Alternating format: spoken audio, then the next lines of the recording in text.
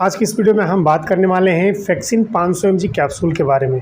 दोस्तों, अगर आपको इसके यूजेस के बारे में जानना है या इसके बेनिफिट्स के बारे में जानना चाहते हैं या इसको लेने से क्या साइड इफ़ेक्ट्स हो सकता है हमारे शरीर को और इसका डोज क्या है और कैसे और कितने दिनों तक इस्तेमाल करें कि इसका कोई साइड इफ़ेक्ट ना हो और इसका कंपोजिशन क्या है, अगर आपको पूरी जानकारी चाहिए तो इस वीडियो को देखते रहिए। दोस्तों, फैक्सिन 500 mg कैप्सूल जो कि Glaxo Smith pharmaceuticals limited company द्वारा बनाया जाता है, ये 10 कैप्सूल की पैकिंग में आती है। 10 कैप्सूल की MRP 237 रुपये के आसपास होती है। पैकिंग को आप देख लीजिए, बहुत ही प्यारी पैकिंग है। दोस्तों, अगर इसके कंपोजिशंस की बात करें कि इसमें कौन सा साल्ट डाला जाता है, तो इसमें सेफ्लैक्सिन 500 mg मेडिसिन डाली जाती है। ये एक एंटीबायोटिक दवा है। एंटीबायोटिक दवा होने के नाते इसमें एंटीबैक्टीरियल प्रॉपर्टी होती है। छोटे से लेकर के बड़े सभी प्रकार के बैक्टीरियल इन्फेक्शन को ट्रीट करने के लिए, बैक्टीरियल इन्फेक्शन को ठीक करने के लिए ये दवा इस्तेमाल की जाती है। अगर इसके बेनिफिट्स की बात करेंगे, इसके यूजेस की बात करेंगे, इसके इस्तेमाल की बात करेंगे कि किस बीमारी में और किस कंडीशन में इस दवा का इस्तेमाल किया जाता है, तो बहुत सारे इन्फेक्शंस में, बॉडी में बहुत सारा इन्फेक्शन होता है। तमाम केसों में इस दवा का इस्तेमाल किया जाता है। एक एक करके जान लेते हैं। अगर किसी के गले में इन्फेक्शन हो जाता है, यानी कि थ्रोट इन्फेक्शन हो जाता है, तो उस केस में सेफ्लैक्सिन 500 mg या फैक्सिन 500 mg कैप्सूल इस्तेमाल की जाती है। या अगर किसी के लंग्स में इन्फेक्शन हो गया, मतलब फेफड़े में इन्फेक्शन हो गया, तो उस केस में भी इस दवा का इस्तेमाल किया जाता है।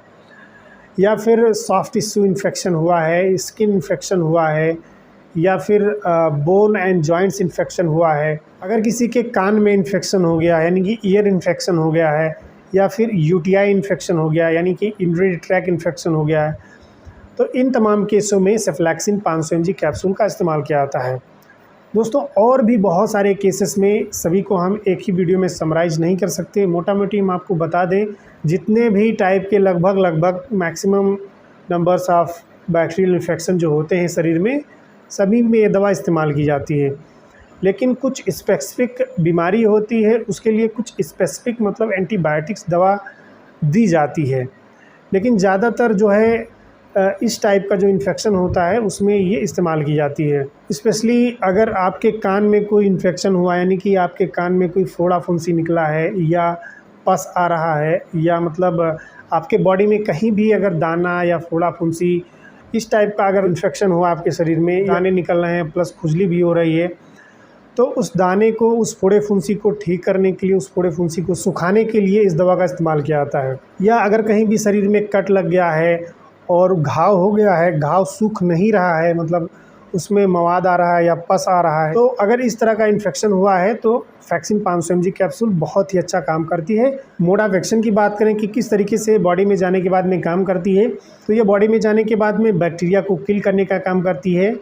बैक्टीरियल सेल वॉल को किल करती है, इनहिबिट करती है, जिससे बैक्टीरिया सर्वाइव नहीं कर पाता है और बैक्टीरिया किल हो जाता है, जिससे हमारा जो बैक्टीरिया का इन्फेक्शन होता है शरीर में बिल्कुल ठीक हो जाता है। अगर इसके डोजेस की बात करें तो इस कैप्सूल का इस्तेमाल खाने के बाद में 2 टाइम किया जा सकता है।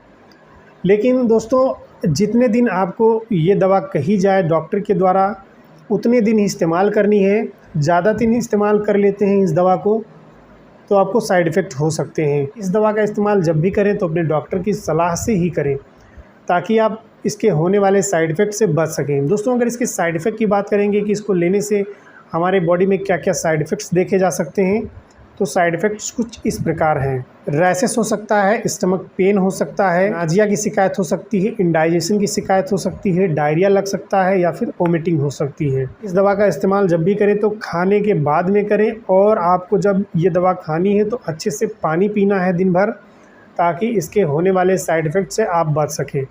यही होता है इसका main use, benefit, side effect, dose, mode of action. आशा करता हूँ इसके बारे में आपको पूरी जानकारी मिली होगी। मिलता हूँ आपसे किसी और वीडियो में, तब तक के लिए आपका बहुत बहुत धन्यवाद।